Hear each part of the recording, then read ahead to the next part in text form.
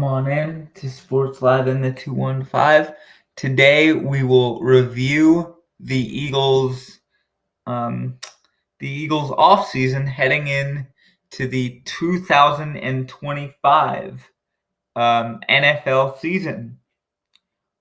I usually like to do this right after the draft. So here we go. And I know this year it was a little different because I covered some of the Eagles signings and draft picks at the time they happened. Um, but I didn't get to go in depth on all of them. So you're getting a off-season review just like last year. Now, with that being said, let's talk some Eagles off-season moves, shall we? Let's start on March the 4th. The Eagles signed Saquon Barkley to a 2-year extension that that his initial contract already had 2 years left on it. So he'll be here now through the 2028 season rather than the 2026 season, I believe. It's obviously a great move, and it just shows that that Howie again rewards special players having special seasons, and that's what both Saquon Barkley and the next guy that we're going to talk about did. I mean, but before we get to that, I mean, just the absolute dominance that Saquon Barkley showed was just out of this world. I mean, it's not every day you get 101 yards short of the single season rushing record, and then in the same season you break the combined rushing record for regular season and playoffs. So it was just a really, really dominant and special season for Mr. Saquon Barkley. He was as advertised and more. I actually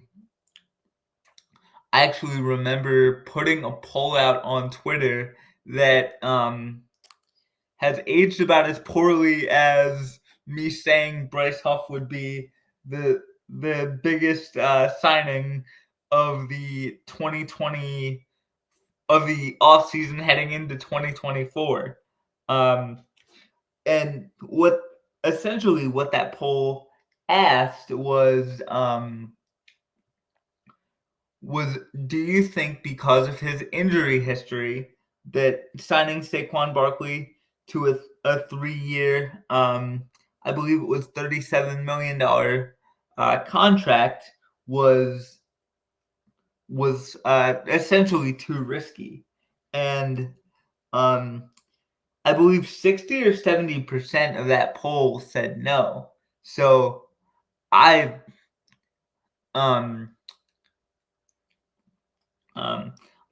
not too proud to admit when I'm wrong. There are a lot of people in sports media that are, and to those people, like you're just looking for clicks. The Colin Cowherds, the Stephen A. Smiths, like you're just looking for views on a you're having a hot take just for the sake of having it, and you're not really putting. It doesn't feel like you're putting like a rational thought behind it, or like yeah, a rational thought behind it. And I was just kind of explaining my thought process um, in that tweet. I was really I was concerned. I'm so glad Saquon proved me wrong. Um, which is honestly a perfect segue into the next guy we're going to talk about, which of course is um, with of course is linebacker Zach Bond, who was integral to the Eagles' defense all season, and he of course made a bunch of huge plays in his old stomping grounds in New Orleans. Chief among them was the interception on Patrick Mahomes, um, or I believe it was the second interception, um, second or third, I forget which. But yeah, he was just a defensive ace. Going, it's hard to believe that going into the season, the original plan for him was to be a rotational edge rusher. And he had never played linebacker before. I don't believe it, like, in his life. So they one of the days they just tried it out in training camp, and Fangio liked what he saw, and he kept getting more snaps in training camp, and they tried it out at the start of the season, and he took to it like a hand in a glove. Yeah, three 3 year, $51 million extent or re-signing for Zach Bond. I almost said extension, but it should have been an extension, honestly. Um, he should not have even he shouldn't have even had the chance to have like meetings with any other teams, although he probably didn't. Um, but but it shouldn't have gotten as far as it got. That guy is just a he's just an absolute game wrecker, and he was to the Eagles defense what Saquon Barkley was to the offense.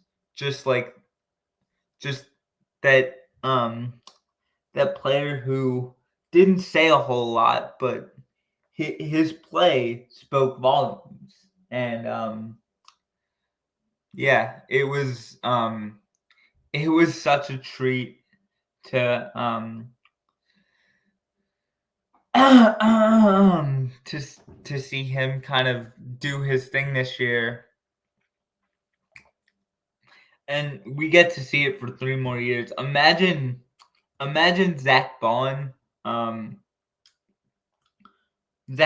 playing linebacker for a full season when he's already so good at it, but um but this time last year he was still getting his feet wet. So it's gonna be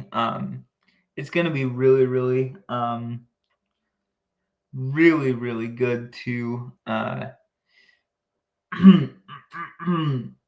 to see him continue to progress and just continue to get better at a position that he's still new at, but he's already so dominant, which is already really scary for the other 31 offenses in the NFL. if they have to contend with number 53 in the middle of that Eagles defense. So now with that being said, let's go to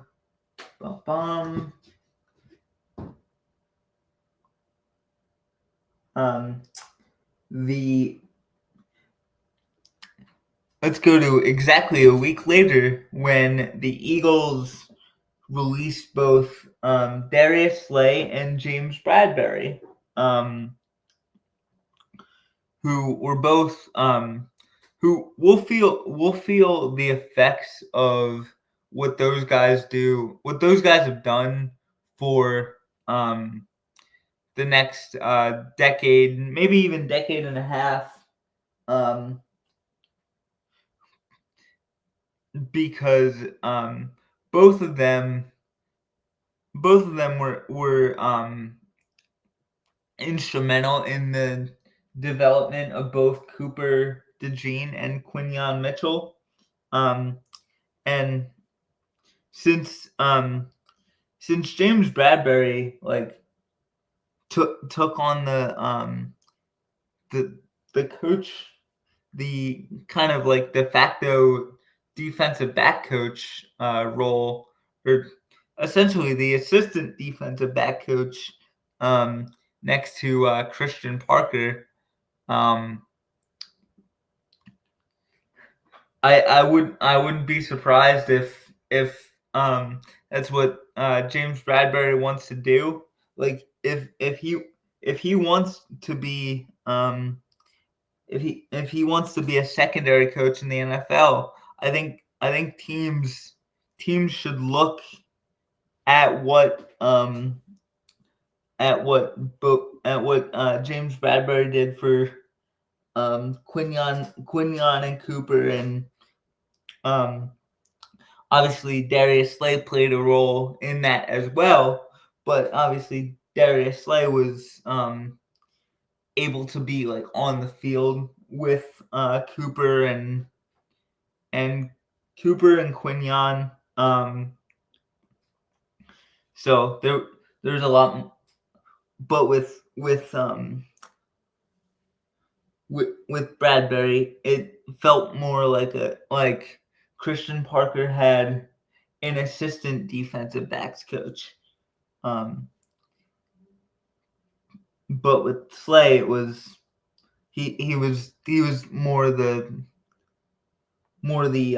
leader in the cornerback room, on the field wise. So yeah, both those guys, credit to them. I salute Darius Slay and James Bradbury for their years of service to the Eagles organization. And yeah, they'll certainly never be forgotten in Philly. So that being said, sorry, my phone keeps going black here.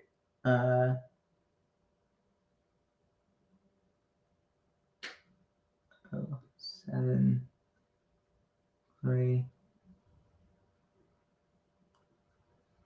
And with that being said, let's go to later that same day. We agreed to we agreed to a 1-year contract with fullback / linebacker Ben Van Sumeren, who's essentially a rotational piece. I mean, how often in 2025 do teams use a fullback? I mean, Kyle Juszczyk with the 49ers is really the only one.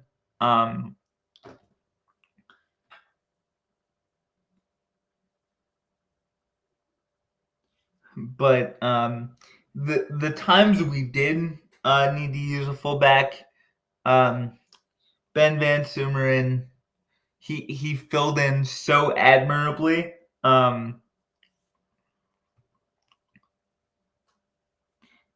He was really able to hold his own, which was huge considering that not a lot of teams use like the traditional I formation. I mean, I know the Patriots were big fans of it with when Belichick was there, but Belichick started coaching football in like 1940. No, I'm playing. He's not that old, but it feels like it sometimes, or must have felt like it because not a lot of teams have used two back, and the 49ers are actually one of the only ones that do. So I thought, I thought that was a quality signing. Uh, you get essentially two really solid rotational players and depth pieces in one signing with the signing of Van Sumeren. Like he played. I want to say he played a few snaps at linebacker, and he was primarily a special teamer when he wasn't playing fullback. So what else?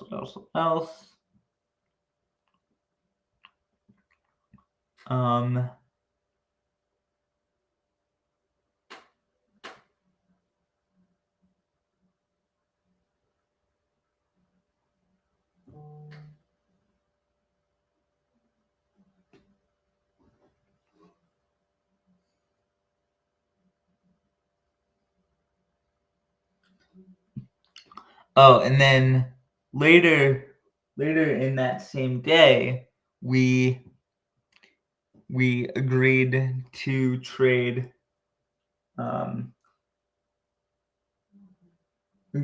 We traded Kenny Pickett to the Cleveland Browns for Dorian Thompson-Robinson and a fifth-round pick in the 2025 draft, which was 164 overall.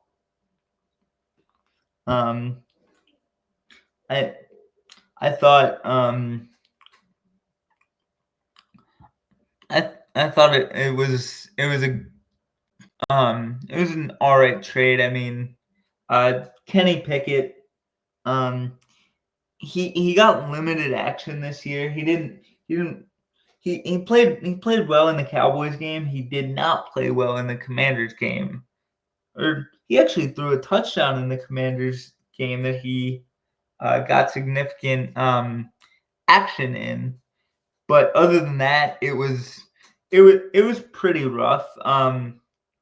Other than the Cowboys game and the like one or two big throws that he made in the one Commanders game on the 22nd of December.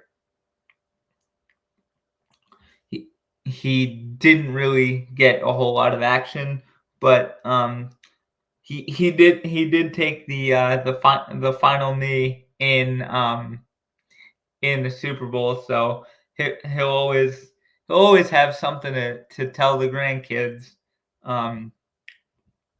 You know, he'll be 80 and he'll say, I I played for the Eagles for a season, and not only did we win the Super Bowl, I got to take the final like the final couple snaps, and I got to be a part of the victory formation. So that's something that's huge for the old memory bank. That's for sure. and I'm happy for Kenny. We got in exchange for him, in exchange for Kenny, we got Dorian Thompson Robinson, who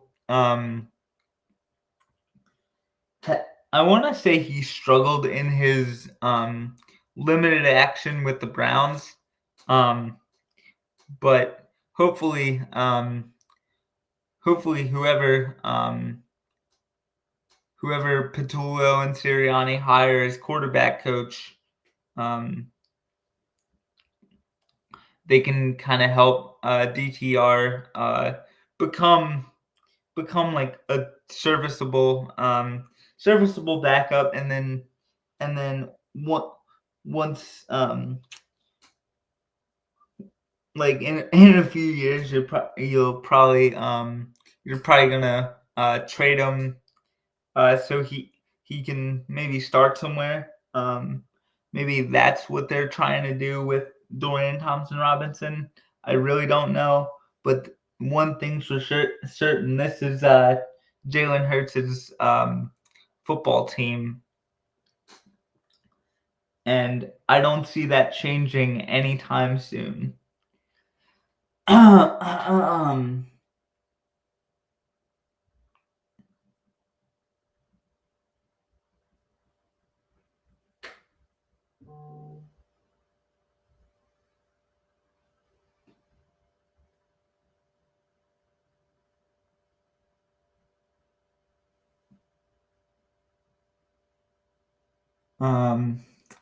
And then later that same day, we made a questionable move at this point in time, and that's to say the least. Trading C.J. Gardner-Johnson to the Houston Texans for a 2026 or we traded C.J. Gardner-Johnson to the Texans along with a 2026 sixth round pick.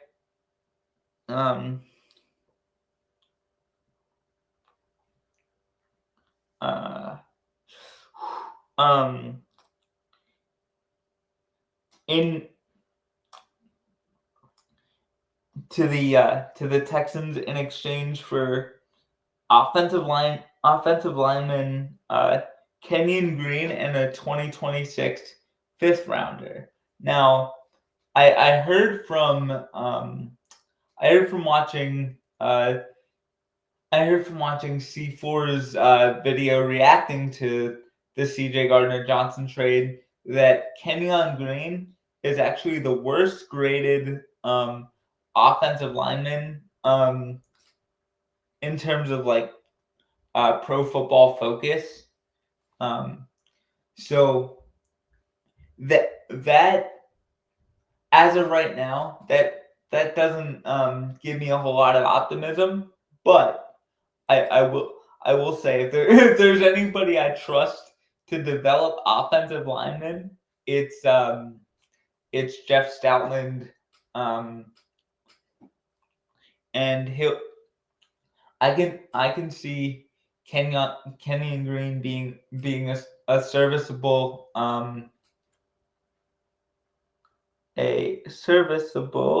hold on, let me just get his position. Or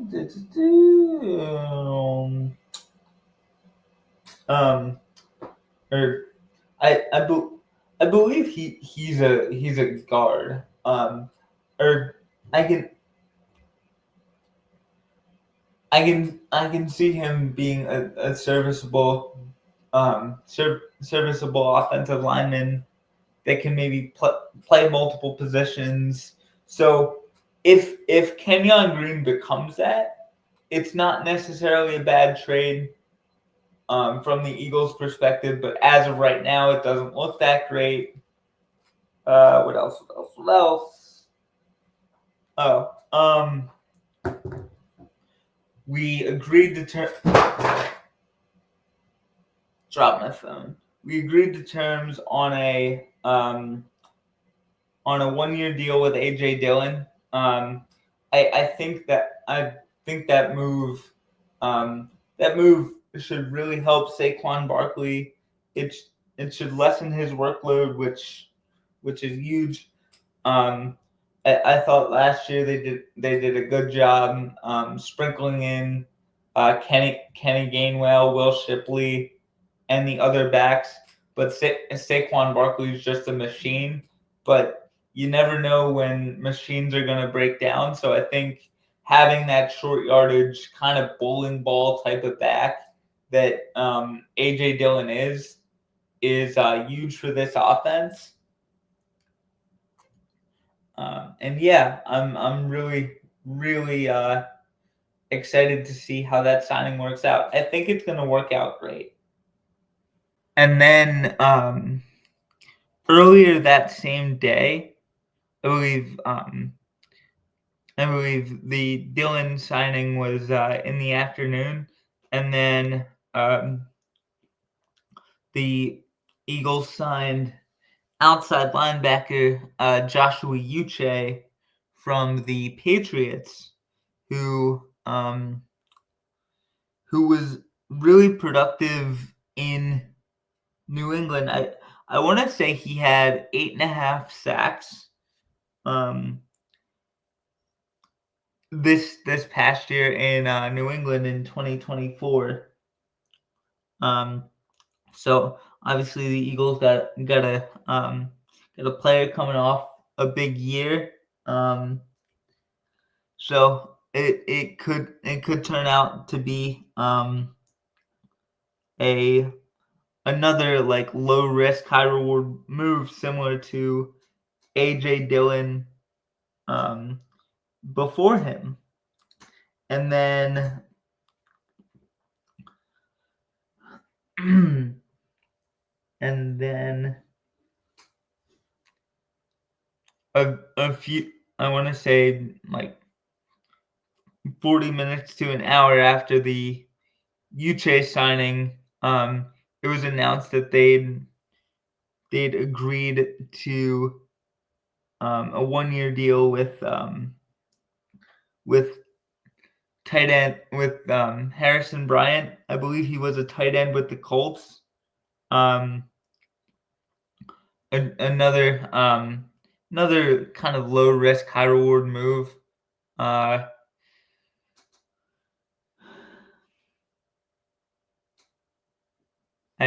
Again for a backup tight end, although you don't really know the future of Dallas Goedert.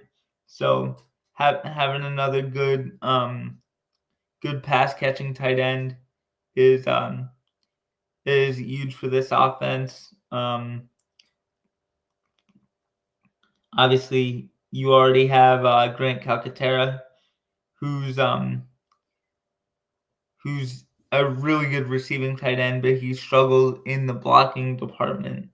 So, so having a guy who's also a serviceable blocker like Harrison Bryant is in the run game is huge for some reason for the or in the event that you're not able to re-sign Dallas, you still have you'd still potentially have one receiving option and one good blocking option in both Bryant and Calcaterra.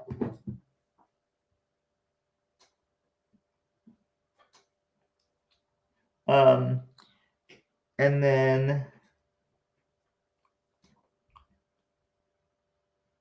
that let's see.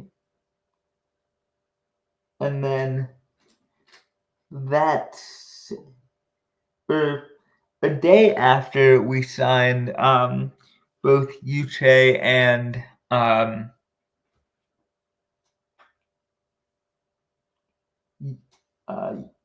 Uche and Bryant, we grabbed a really good really good player in Adoree Jackson from the New York Giants. He's most notably known as a member of the Tennessee Titans, where he lined up in practice against a certain really good receiver that wears number 11. I'm not really certain of his name. Oh yeah, AJ Brown. Yeah, he's pretty much a top 5 receiver in the NFL. So yeah, but Adoree Jackson is another great player to this already like loaded secondary. He just brings that like that dog in him, and I believe that was a 1 year either vet minimum or like $1 to $2 million contract. Um, he just has he just has a lot of a lot of natural ability, and like you hope you can kind of squeeze some juice out of it for next year, um, and then you essentially give Keely Ringo essentially not necessarily a redshirt year, but more of a redshirt year. Let him kind of develop while Adoree plays, and then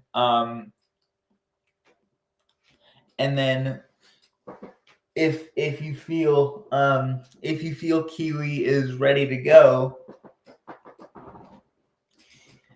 you can kind of let Adoree go somewhere else for a higher price, given of course that Adoree Jackson balls out, which he has a track record of doing. Obviously with those Tennessee Titans. But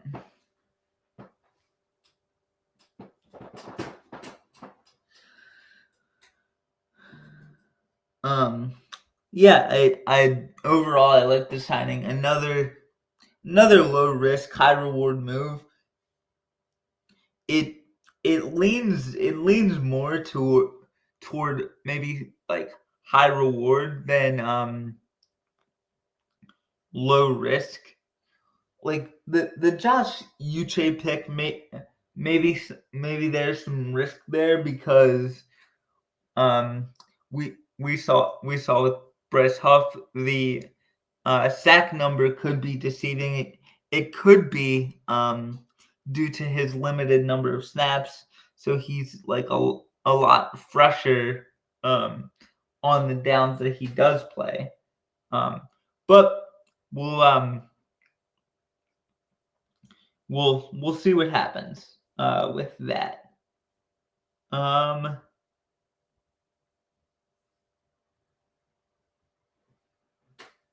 And then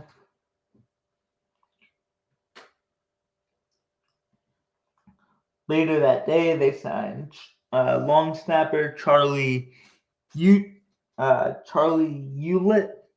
a 1 year vet minimum long snapper. And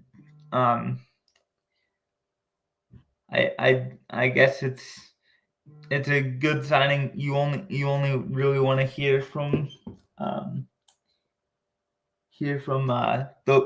the long snapper, or you only hear the long snapper's name if he makes a bad snap. So hopefully we don't hear a lot of Charlie Hewlett's name.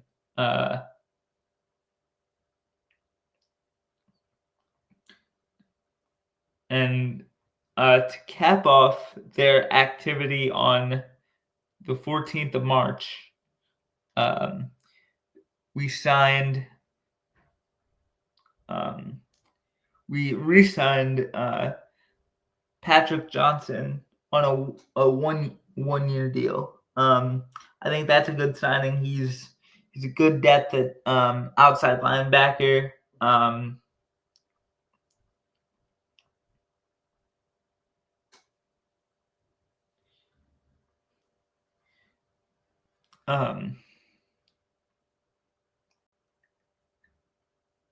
And then the next day, the Eagles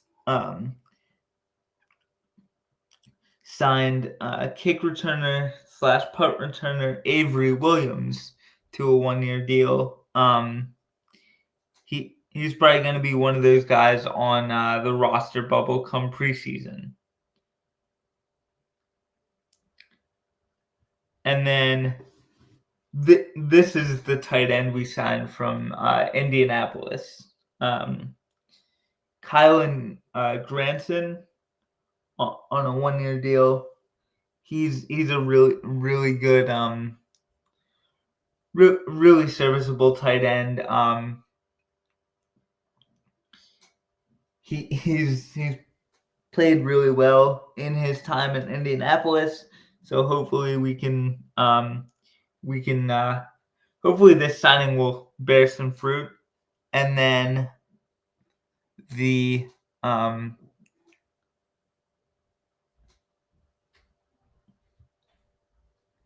later on March 17th, the Eagles signed Azeez Ojulari. I believe that was 1 year, $2 million.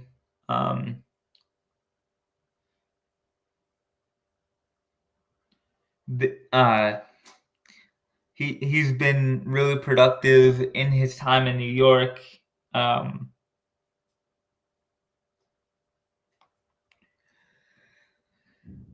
So he'll be back, or he'll be in Philly with a lot of his fellow Georgia Bulldogs.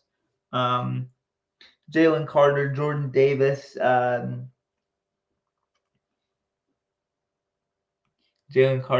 Davis, Keely Ringo, N'Kobe Dean. So having another Georgia Bulldog could definitely help. It's worked out before. And then later on the 17th, they extended Lane Johnson's contract for one extra year through the 2027 season.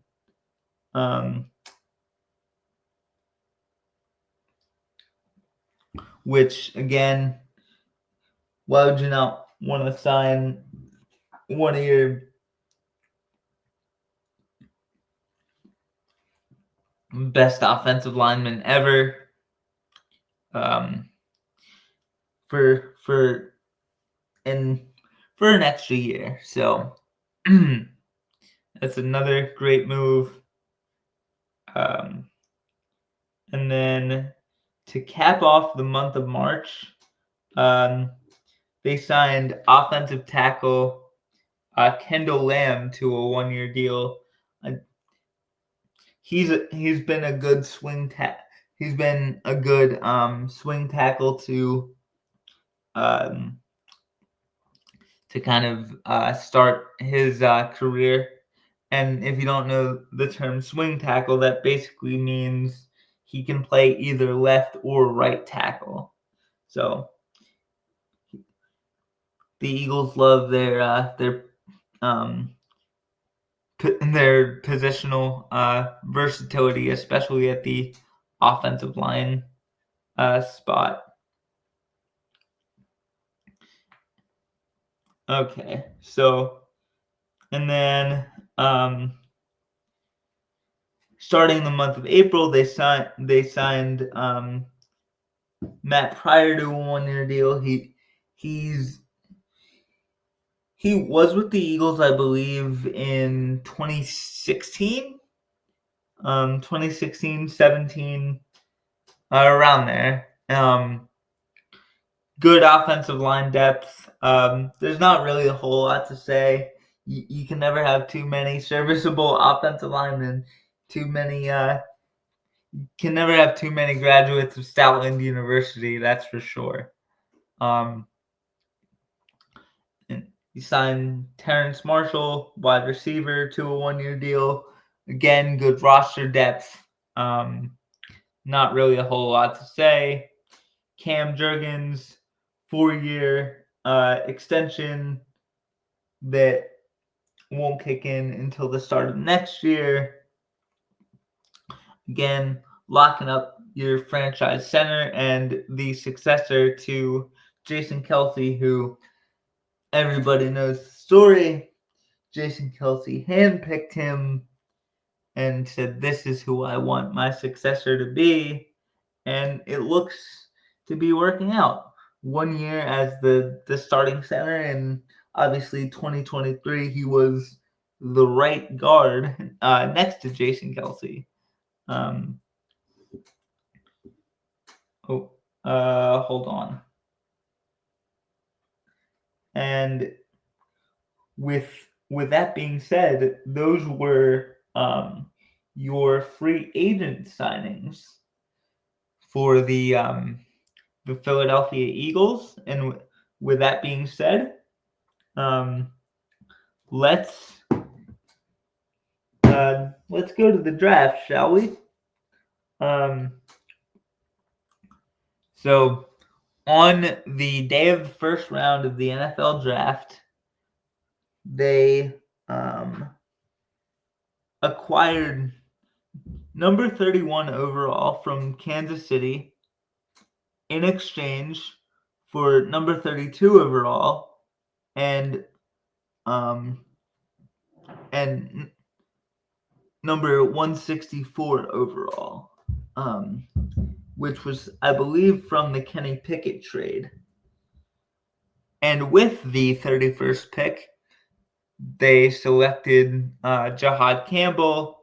You guys already know my feelings on that. I love that pick. Great player, local kid.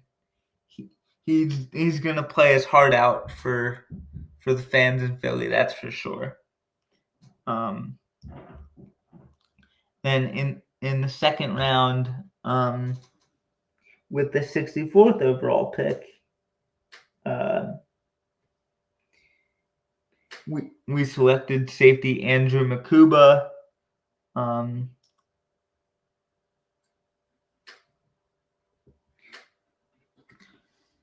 Obviously, very versatile safety. Can play all over the field. Is just like a game record ball hawk, very similar to CJ Gardner-Johnson. So yeah, great pick. And then the same day, this is day 2 of the draft. We acquired a 3rd round pick in this year's draft, which ended up being 101st overall, and a 2026 5th round pick from the Atlanta Falcons in exchange for our 3rd round pick,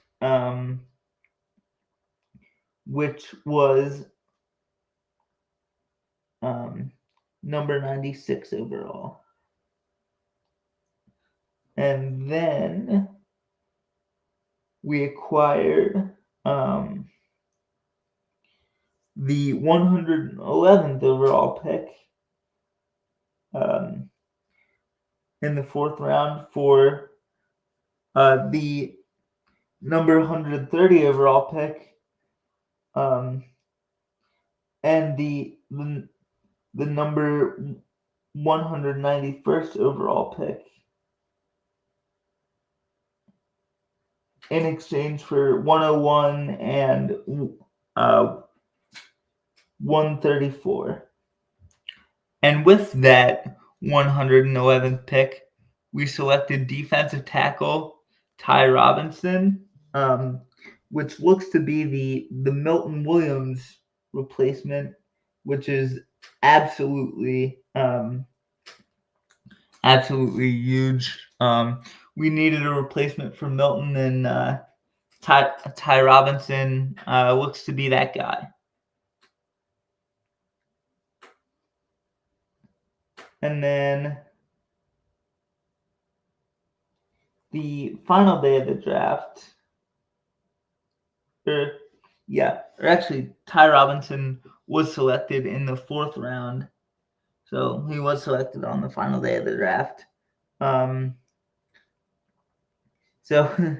then after that, we traded a 5th round pick, 145 overall, a 6th round pick, 207 overall, which was originally the New York Jets pick, in exchange for 130 overall. And with the 145th overall pick, we selected cornerback Mac Williams, again continuing to add to our secondary depth. Good move. I like it. And then later in the 5th round, 161st overall, we selected Samel Mandin,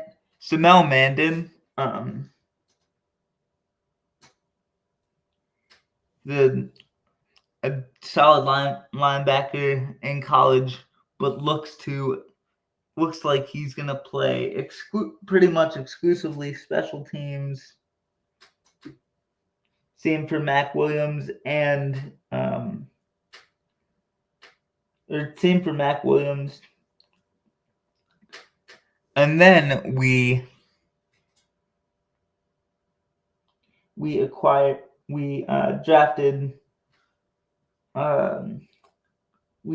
drafted Drew Kendall